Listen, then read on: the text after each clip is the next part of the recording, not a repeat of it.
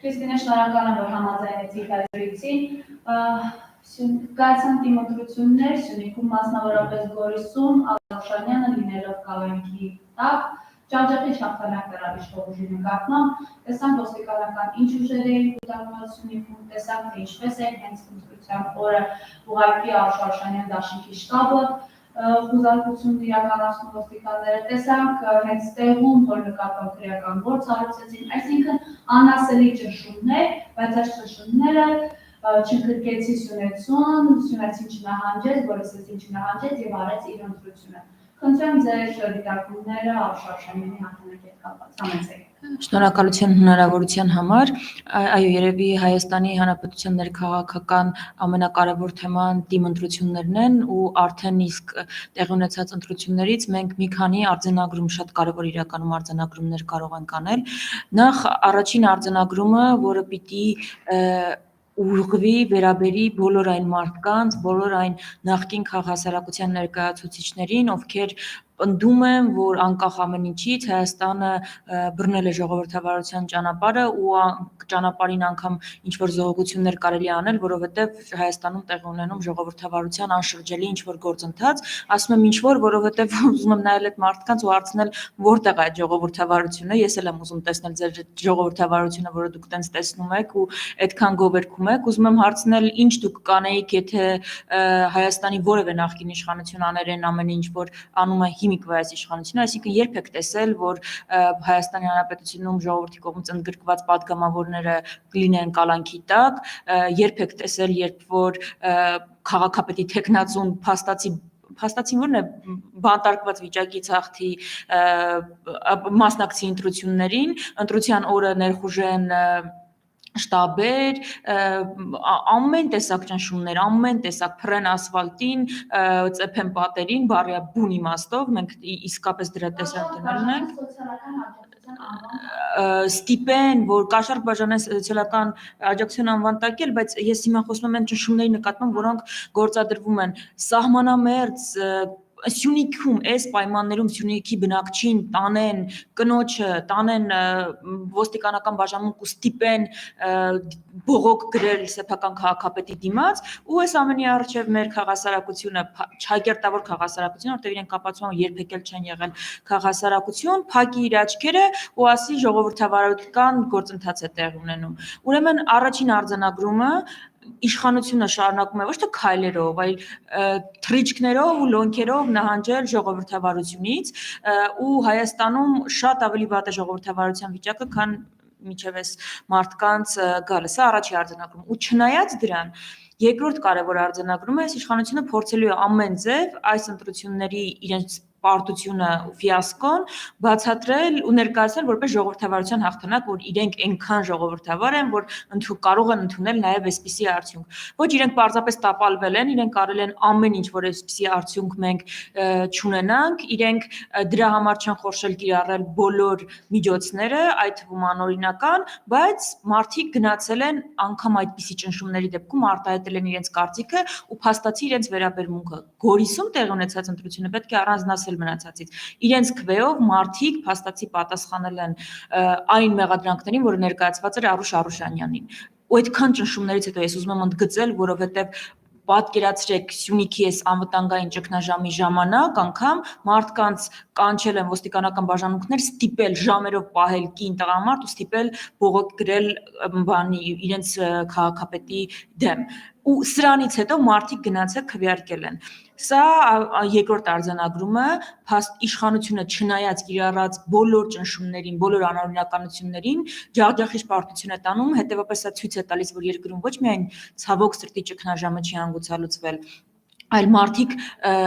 դեռևս չեն կորցրել մենք այդ ռեսուրսը, որը կա, դիմադրության ռեսուրսը, որը կա, մարդիկ անգամ այս անմարդկային պայմաններում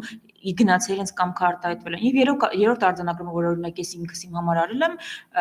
Հայաստանում չկա քաղաքացիական պայմանագիր ուժ։ Հայաստանում կա Նիկոլ Փաշինյան, որը մարդկանց այո կարողանում է դեռ խաբել, մարդկանց ինչ որ քանակի, բայց այդ խաբելու քանակն էլ ինքը գիտի, որ անվերջ չէ, ամեն անգամ շատ ավելի քիչ թվով է կարողանում խաբել մարդկանց, դահացության տալիս նաև անգամ իրենց այդ պաշտոնական իմ խորին վստահությամբ ոչ ճիշտ տվյալները, բայց իրենք էլ դա շատ լավ գիտեն ու գիտեն, որ այս խաբելու գործընթաց իրենք անվերջ չեն կարողանում դա փաստացի, որտեղ Նիկոլ Փաշինյանը իր դեմքով չի գնում եւ չի բանանում, այսպես առաջի պլանում չի հայտնվում ու այդ իր պոպուլիզմով չի կարողանում մարդկանց խաբել, մենք ունենում ենք մոտավորապես այսպիսի տվյալներ։ Իհարկե մյուս համայնքներում մենք կլինեն համայնքներ, որտեղ իրենք կհաղթեն, որտեղ վարչական ռեսուրսի նույն անմարդկային կիրառումը կտեսնենք ու մի քիչ ավելի փոքր դիմադրություն, բայց այս արձանագրումները կարծում եմ արդեն այս մի քանի ընտրություններից կարող են կանել, շատ կարևոր է նաև Կապան համայնքի ընտրությունները ու այստեղ էլ մարդիկ ու նայում են իրականում շատ բան էլ չկա ասելու։ Մարդիկ տեսել են իրենց քաղաքապետին, տեսել են քաղաքապետերին, տեսել են իրենք ինչպես են պաշտպանում իրենց համայնքը, տեսել են այն գործը, որոնք անում են այդ մարդիկ, իրենց նվիրվածությունը ու մարդիկ կատարել են շատ բնական ընտրություն Գորիսի դեպքում։ Քրիստինե, տեսեք, ըստ էության Ազգային ժողովի նոր ձևավորված խորհրդարանի առաջին նիստին դուք բանդանված քաղաքապետերի նկարներով, շապիկներով գնացիք խորհրդարան, այսպես արտահայտելով ձեր բողոքի ձայնը, պահանջելով նրանց անհապաղ ազատ արձակել։ Եվ ըստ էության շատերի դիտարկում, շատերի գտնում դրանով սահմանափակվեց ձեր բողոքի ձայնը բարձրացնելը բանդանված քաղաքապետերի համար։ Շատերը պնդում են, որ պետք է ամեն օր, ամեն ժամ գործող իշխանությանը բոլոր հնարավոր լծակներով հիշեցնենք, որ իրենք հակասահմանադրական քայլերով, ինչպես Հայաստան դաշնքի ղեկավար Ռոբերտ Քոչարյանն էր ասում, ձեր պատգամավորների փաստացի 10%-ը կամքի տակ են։ Այսինքն սա նախադեպ է նաև դուք ձեր խոսքից լուծում ասացիք, ժողովրդի կողմից ընտրված պատգամավորները կամքի տակ են գտնվում։ Ինչու այսպես շարունակական չի լինում ձեր պայքարը, ինչու ամեն պահի չեք բացատրում դրա մասին, համեցեք։ Շատ կարևոր հարց իրականում, որին կուզենամ իսկապես անկեղծ եւ մանրամասն պատասխանել։ Հիմա այստեղ որ ունենք նկարները, իմ գործընկերների, կարելի ասել ընկերների նկարներն են, ովքեր այո ապօրինաբար գտնվում են կալանքի տակ ու գտնվում են միայն նրա իրենց քաղաքական դիրքորոշման համար, միայն նրա համար, որ համաձայն չեն Հայաստանի դեմ վարվող, Հայաստանի փաստացի իշխանությունների վարվող հակահայկական քաղաքականությանը։ Ինչու ամեն օր այս մարդկանց համար տեղի չեն ունենում ակցիաներ, ու ընդդիմությունը ինչու ամեն օր չի նախաձեռնում։ Գիտեք, եթե մենք ունենայինք 2020-ի նախորդող իրականությունը, մենք երևի այդպիսի շռայլություն կկարողանայինք մեզ թույլ տալ ու երևի մենք ամեն օր էլ կտեսնեինք, բայց մենք ցավոք սրտի ունենք ամենաբարի ամենավատ իմաստով աննախադեպ իրականություն, աննախադեպ անվտանգության ճգնաժամ ու աննախադեպ սպառնալիքներ, որոնք չեն թողնում մեզ կենտրոնանալ որևէ այլ հարցի վրա։ Հայաստանի Հանրապետությունում կա այսօր միակ ամենակարևոր օրակարգը անվտանգության եւ Հայաստանի գոյության կամ չգոյության հարցն է։ Հիմա մեր գործընկերները այո, ապօրինաբար ձերբակալված են, պահվում անազատության մեջ են, զրկված են սեփական ազատությունից, ու Հայաստան դաշինքից կան ինչ-որ փոքր թվով մարդիկ, իդեպ երբեք ոչ օրինակ գործընկերները կամ գործընկերների հարազատները, բարեկամները, ովքեր ինչ-որ բան են պահանջում, ես այստեղ ուզում եմ հստակեցնել, Հայաստան դաշինքը իր ամբողջ ուժերով ամբողջ ընթացքում զբաղվել է այս մարդկանց պաշտպանությամբ ու արել է այն անհրաժեշտը, որ իրենք օր առաջ իրենց կարողանան գտնվել ազատության մեջ։ Բարեբախտաբար մենք ունենք արդյունքներից մեկը եւ մեր գործընկերներից մեկը արդեն ազատության մեջ է եւ շուտով կմիանա մեզ։ Գիտեք, այս ընդդիմությունը տարբերվում է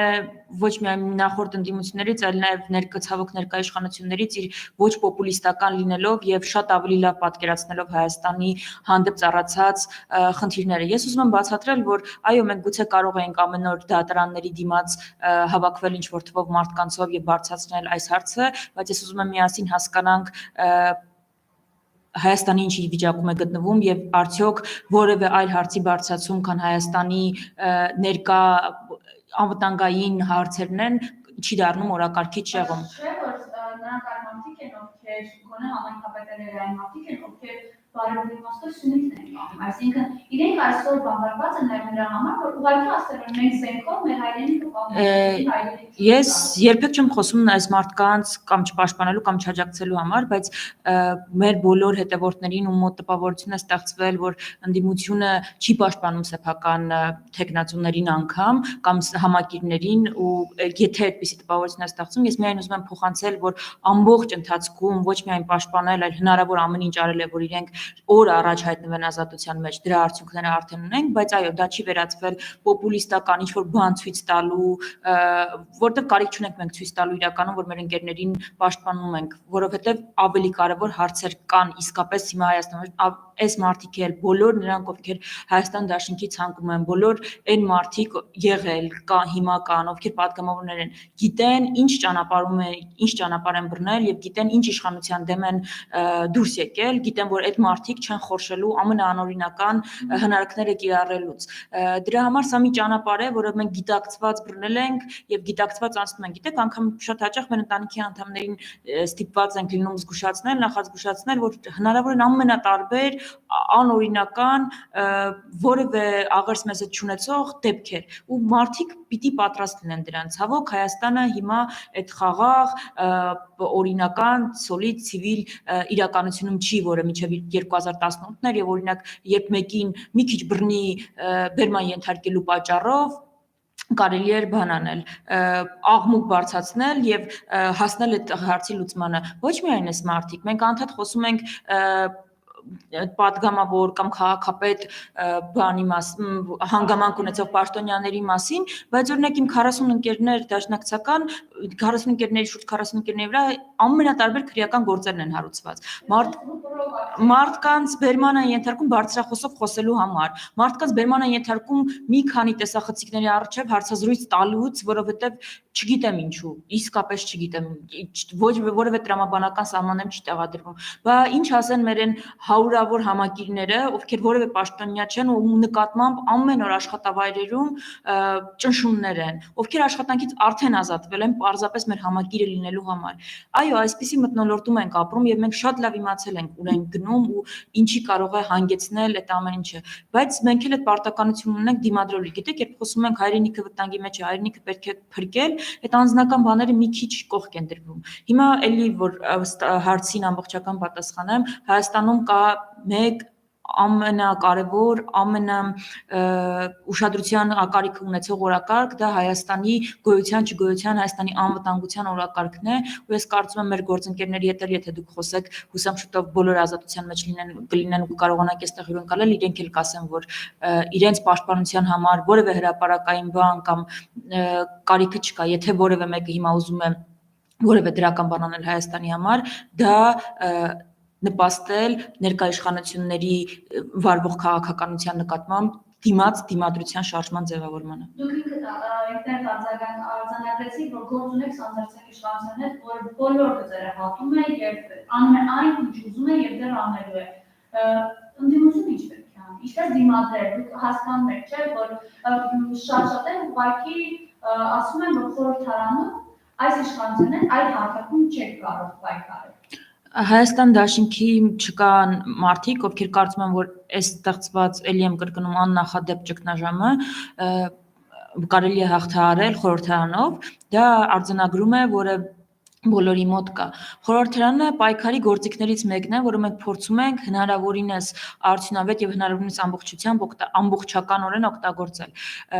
Մյուս մասը, ինչպես պայքարել ներկա իշխանությունների դեմ, որևէ մեկը մեր մոտ էլ եմ կրկնում չկա, ով գիտի, որ օրինակ ինչ-որ ելույթով կամ ինչ-որ բառեր օգտագործելով կամ որևէ տեսակ փաստ բերելով կկարողանա այս իշխանության սանձարձակության վերջը տալ կամ ընդհանրապես այս իշխանության վերջը տալ։ Պարզ է, որ իշխանությունը օրինակ շատ տարական բան ասեմ, այս արդեն լկտիության սահմանը անցած, ձեռքերին ազատություն տված, իր սեփական արարքների համար հաշիվ չտվող իշխանությունը շատ խելոք, թրջված մկան նման գալու է, կանգնելու է ամբիոնի մոտ, շատ հնազանդ պատասխանելու է հարցերին, երբ որ օրինակ պայմանականորեն Բաղրամյան պողոտայում լինեն մարդիկ, ովքեր իրենց գնահատականն են տալու գործող իշխող թիմին, այսինքն միայն հանրային ճնշումն է ունակ այս իշխանություններին վերադարձնել իրականություն եւ ի վերջո լուծել այս իշխանությունների հարցը։ Այս գնահատականը բոլորի մոտ կա։ Խնդիրը այդ հանրային ճնշման կազմակերպումն է, բայց ճիշտ կազմակերպումը եւ հանկարծ այնպես չանել, որ հանրային ճնշումը մսխվի կամ որևէ այլ տեղ գնա, որովհետեւ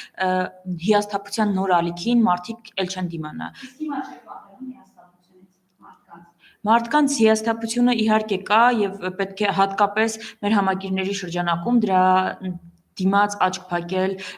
անհնար է, որովհետև այո, մարդիկ վստահել են, 100,000-ավոր մարդկանց մասին է խոսքը։ Մարդիկ վստահել են մեզ, ձայն են տվել մի հույսով, մի պատգամով, որ այս իշխանությունը օր առաջ կհեռանա։ Մեզ տրված ձայնը իրականում մի պատգամ ունի, իշխանափոխությունը։ Դա տեղի չի ունեցել մինչև այս պահը, այդ ժամանակահատվածում, որը ցանկալի էր անել, որը շատ լավ կլիներ, որ անել Հայաստանի Հանրապետությանն էլ այս ամբողջ ցնցումներից հեռու պահելու համար, դա հնարավոր չի եղել կազմակերպել։ Հիմա մենք երկու ելք ունենք, կամ պիտի նեղանանք մենք ինքներս, կամ չգիտեմ, այսպես բան անենք, նեղանանք մեզնից, մեր ընտրողներից ու հիասթափված թևերը ներքևիչեցնելով ասենք, որ դե չստացվեց մեզ մոտ, գնացինք մենք, կամ էլ կռիվ տալ։ Ես ընտրում եմ այդ երկրորդ տարբերակը։ Այն մեկը, այն մի տարբերակը, ինչքան էլ շատ ավելի հաճելի է, հավատացեք անձնապես մեր բոլորի համար, այդ թվացial պատվով դուրս գալը, դե չստացվեց, ժողովուրդը մեզ ձայն տվեց, բայց անհրաժեշտ թվով ձայները չտվեց, կներեք, մեր մոտ չստացվեց, գնացինք, շատ ավելի հանգիստ կյանքով կարելի է կլիներ այդ դեպքում ապրել, շատ ավելի հեռու եւ մեղադրանքներից եւ պատասխանատվությունից եւ այս ամեն ինչից, բայց իրականում հիմա եւ որևէ այլ պարագայում երևի հենց այդպես էլ շատերը կվարվեին, բայց հիմա Հայաստանի, եթե ասում ենք, որ լինելիության հարցն է, ուրեմն հարց է առաջանում, արդյոք յուրաքանչյուրը ով այդպես է ասում, միջև վերջ անում է այն, ինչ իրենից կախված է եւ կա պատրաստ է օգտագործել իր բոլոր գործիքակազմը։ Շատերի դիտարկման դուք պարզապես հրաժարվեցիք կամ հանձնեցիք, այսպես կարող ասել, Արմեն Չարչյանին, դրա համար որ իշխանությունը տպավորություն ունի կարող յուրաքանչյուրին կալանավորել, յուրաքանչյուրին բանտարկել, յուրաքանչյուրին գերեցնել։ Հանձնեցինք Արմեն Չարչյանին, գիտեք, կարող է մարդկանց մոտ ես էլի եմ կրկնում, մեզ վստահել են 100,000-ավոր մարդիկ ու վստահել են փրկության հույսով, ու այդ փրկությունը դեռևս չի եղել, ու այդ մարդիկ իսկապես այնքան կոտրված են, որ ես իրենց Ձայնը իբր իշխանություն լինելու համար, ոչ թե Այո, բայց էլի եմ ասում, այդ ժամանակամիջոցում դա չստացվեց, ուրեմն երկու տարբերակ էր մնում, կամ արձանագրել, որ չստացվեց ու չշարունակել պայքարը, կամ արձանագրել, որ չհասանք այնտեղ, որտեղ պետք էր հասնել, բայց պայքարը պիտի շարունակվի։ Հիմա Արմեն Չարչյանին հանձնել կամ մյուս գործընկերներին, գիտեք, այստեղ մի քիչ բան կա արդեն, Ստոկհոլմյան սինդրոմին է նմանվում, որովհետև այս ամենի համար կա մեկ պատասխանատու, մեկ մեղավոր, դա Նիկոլ Փաշինյանն է։ Հիմա մեր համակիր շրջանակը բավական լինելով մեծամասամբ բավական խելացի, գրագետ, կիրթ, սեփական աշխատանք ունեցող, Հայաստանի հետ ապագան կապող մարդիկ, այո, հակված են նման չեն օրինակ ներկայ իշխանություններին, ովքեր ամեն ինչում պատասխանատվությունը իրենց վրայից գցում են եւ կարողանում են մեղադրել բոլորին բացի իրենցից։ Այս մարդիկ առաջինը մեղադրում են իրենց քվեի հասցեատիրոջը, մեղավորները տեսնում են այնտեղ, ինքնակնդատական վերաբերմունք ունեցողներ են, սեփական անձի նկատմամբ են իրենք ինքնակնդատության վերաբերվում, պահանջում են այն ուժից, որ ընտրել են, ու այստեղ որևէ սխալ բան չկա։ Ճիշտը հենց սա է, ու հենց այսպիսին պիտի լինի միջին ստատիստիկ ընտրողը ու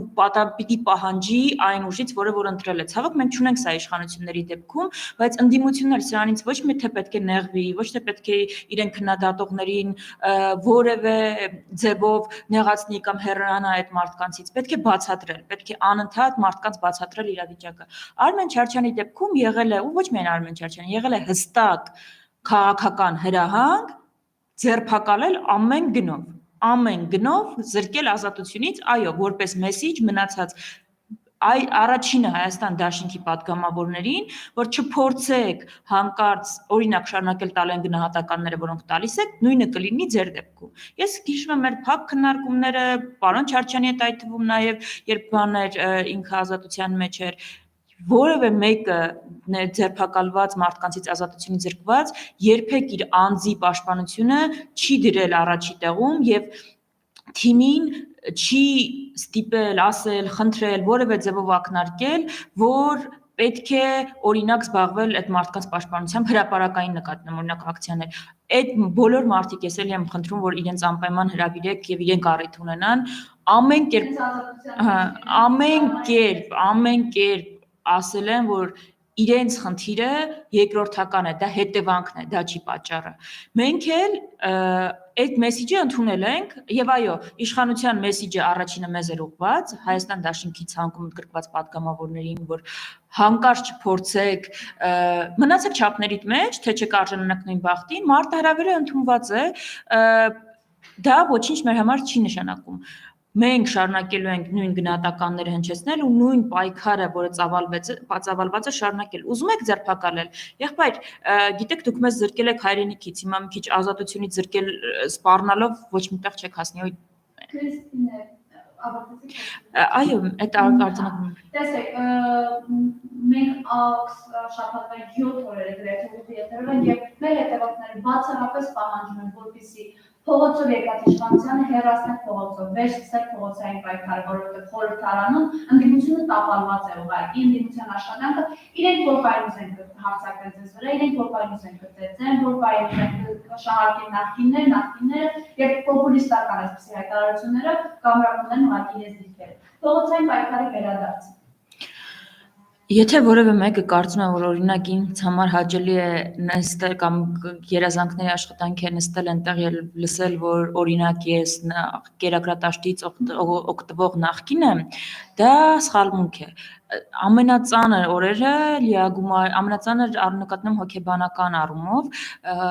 ԱԺ-ի լիագումարի օրերն են, որոնք մենք ստիպված ենք հաղթարել, ես հիմա փորձեմ բացատրել ինչու ենք ստիպված։ Ծանր են ոչ թե որ այնտեղ ինչ-որ ուժեղ դեմքեր են կամ իրենք հաղթում են կամ ընդդիմությունը տապալված է, չէ, որտեղ դու ստիպված ես հանդուրժել մարդկանց, ովքեր այս իրավիճակի մեղավորն ու պատասխանատուն են։ Բայց ինչու է ստիպված հանդուրժել, օրինակ ես ինձ ամեն անգամ այդ հարցը տալուց։ Ես չեմ հոգնում մեր համակիրներին բացատրել հետևյալ իրականությունը։ Այո, Հայաստանի Հանրապետությունում կա մի քանի 100,000 մարդ, ով դեռևս շարունակում է հավատալ Նիկոլ Փաշինյանին, դա փաստ է։ Իհարկե այդ թվերը, այն թվերը չեն, որոնք ընտրության ժամանակ են արձանագրվել, որտեղ այդտեղ կիրառվել է վարչական ռեսուրս, բայց մի քանի 100,000 մարդ դեռևս շարունակում է տարբեր պատճառներով հավատալ Նիկոլ Փաշինյանին կամ ընտրել։ Դրան զուգահեռ կա մի քանի 100,000 մարդ, ով ոչ միայն չի հավատում, այլ մերժում է եւ այս իշխանությանը տալիս է այն նույն գնահատականները, ինչ որ տալիս ենք մենք, ու շուրջ 400,000 մարդու մասին է խոսքը, որը ընդդիմադիր դաշտը ունեցել է այդքան քվե։ Ընդդիմադիր դաշտ ասածը նկատի ունեմ են ուժերը, ովքեր տվել են նույն գնահատականները։ Բայց այս մեջտեղում, այս երկու մարդկանց, այս երկու խմբերի կա մի քանի 100,000-անոց իրականում ամենամեծ խումբը, որը լուր է, որը հիասթափված է, որը չի տեսնում ելք եւ չկողմնորոշված է։ Իրենց կողմնորոշումը, իրենց որևէ կողմը թեքվելը վճռելու է իրական ելքը, եթե կուզենք։ Հիմա ես լրիվ հասկանում եմ այն մարդկանց, ովքեր կիսելով մեր գնահատականները, զզվել են այդ գնահատականները անընդհատ լսելուց եւ անընդհատ հարցում են, լավ ինչու եք ասում, մենք դա գիտենք։ Եղբայր գիտենք, որ դու դա գիտես, մենք էլ դա գիտենք։ Խնդիրը այն է, որ կան մի քանի 100,000 մարդ, ովքեր չգիտեն, իսկապես չգիտեն այդ մարդիկ, կամ ինֆորմացիոն բլոկադայի մեջ են, կամ հասանելի չի իրենց այս ձայնը։ Ինչու ընդդիմությունը ի վերջո որոշեց գնալ ազգային ժողով, որովհետև չուներ այնպիսի մի հարթակ, որտեղ ամեն շաբաթ կարող էր ամբողջ հասարակությանը մեսիջ փոխանցել։ Պարզապես չուներ այդպիսի հարթակ։ Քաղաքը ձեռքում էր ձեր ակցիաները սկզբնական շրջանում հազարավոր մարդիկ էին ուղղակի ձեր կողքին կանգնած եւ պատրաստ էին մինչև վերջ գնալու։ Ես վստահ եմ, որ նոր իրատեսական ծրագրի եւ դրամաբանական քայլերի հաջորդականության դեպքում հազարավոր մարդիկ դարձյալ կանգնելու են ոչ թե ընդդիմության կողքը, կանգնելու են Հայաստանի Հանրապետության համար։ Բայց ես ուզում եմ բացատրել, որ փաստորեն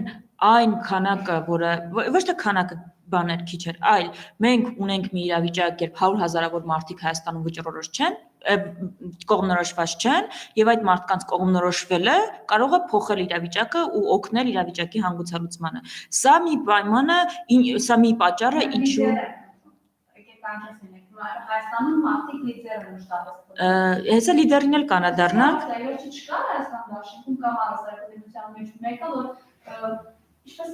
Փաշինյանի նման եկավ առաջ ու կապված արած մի ամոթ երկի 2018-ին այո դրսի ուժերի հովանավորության, բայց եւ արեց։ Հիմա լիդերին էլ կանադառնանք, բայց այս արձանագրումը անենք, որ օգտագործում ենք ամեն հարթակ փորձում ենք օգտագործել այս տեսակետը, որը կիսում են այո 100,000-ավոր մարդիկ, այդ թվում էս ձայն տվածները, այլ մարդկանց տեղ հասցնելու համար բացառապես դրա համար է օգտագործվում ազգային ժողովը։ Ազգային ժողովը գործիքներից մեկն է։ Մի մոլորություն էլ նրա մեջ է, որ մարդիկ կարծում են, քանի որ ազգային ժողովում ես, դա բացառում է, որ փողոցում կլինես։ Դա ոչ թե բացառում է, այլ շատ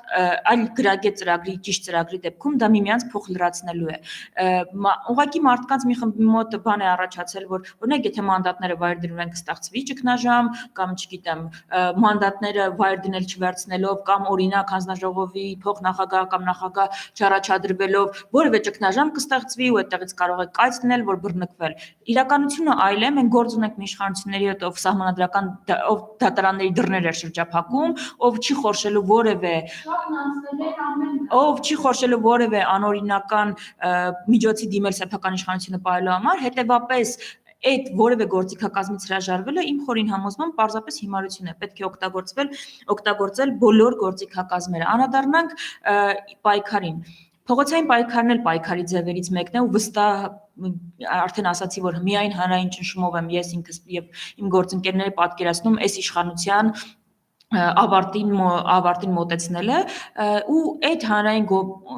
դժգոհությունը կազմակերպելը այո առաջին հերթին ընդդիմության գործն է։ Եթե ինձ հարցնեն ինչ պետք է պահանջել ընդդիմությունից, ոչ թե քաղբանտարկյալների համար ակցիաներ, ոչ թե որևէ այլ թեմայով, չգիտեմ, բարեփոխումներ կամ բան այս իշխանությունների բարակամ, հանրային դժգոհության ձևավորումը, կազմակերպումը եւ այդ ալիքի կազմակերպումը, որը պիտի բերի այս իշխանությունների օր առաջ հեռացմանը իշխանությունից։ Դրա համար է, բայց ելի եմ կրկնում, որ սխալվելու իրավունք այս պարագայում չունենք։ Էլի այս ընդդիմությունը չի կարող այդքան անպատասխանատու գտնվել, որ մարդկանց հանի փողոց պարզապես որ քննադատության չի ենթարկվի, ասի սկսում ենք փողոցային պայքար, ես ձեզ վստահեցնում եմ մի քանի հազար մարդ ամեն դեպքում այսօր էլ կգա, չնայած հիասթափության այդ մեծ ալիքին, որ կա մարդկանց մեջ։ Հանի փողոց ինչ որ բան անի պարզապես քննադատության չի ենթարկվելու համար ու հետո ասի դա չստացվեց։ Ծրագիր, որը գուցե ժամանակ է անհրաժեշտ, բայց ընդդիմությունն պետքա ընդդիմությունից պետքա պահանջել իմ կարծիքով ոչ թե կտրուկ, ոչ թե բիրտ, որևէ բան, այլ արդյունավետ եւ կոնկրետ տեղ տանող ծրագիր։ Որ ժամանակն է կորսվում, դա փաստ է, եւ որ մենք քիչ ժամանակ ունենք կամ որ եկեք այսպես ձևակերպենք, որ այս հարցին էլ պատասխանենք։ Որքան այս իշխանությունը շատ է մնում Հայաստանի Հանրապետության ղեկավարության ղեկին, այնքան մենք հնարավորություններ ենք կորցնում, այնքան նվազում է մեր հնարավորությունը ոտքի կանգնելու։ Բայց ես ուզում եմ մի հատ էլ այսպիսի հարց տալ. իսկ ինչ կլինի, եթե ոչ ճիշտ, ոչ արդյունավետ ծրագրով ընդդիմությունը կամ որևէ մեկը մսխի հանկարծ հանրային դժգոհության այս ալիքն է։ Մենք զրկվելու ենք շատ ավելի շատից։ Մենք զրկվելու ենք իմ պատկերացմամբ երկարատև հեռանկարում այս իշխանությանը փոխելու հնարավորությունից։ Հետևաբար հարցը այսպես է դրված. այո, մենք մտել ենք մի ականապատ դաշտ, որտեղ ամեն քայլ աջ ձախը պայթյուն է առաջացնելու։ Այսպիսի պայմաններում է, որ ընդդիմությունը ստիպված է աշխատել, ես ամենևին չեմ բողոքում, ի տարբերություն իշխանության, պարզապես կա այդ պատասխանատվության զգացումը եւ այդ գիտակցումը, որ սխալվելու իրավունք մենք չունենք։ Շնորհակալություն Քրիստինե, շնորհակալ եմ որ համաձայնեցիք։ Ես եմ շնորհակալ։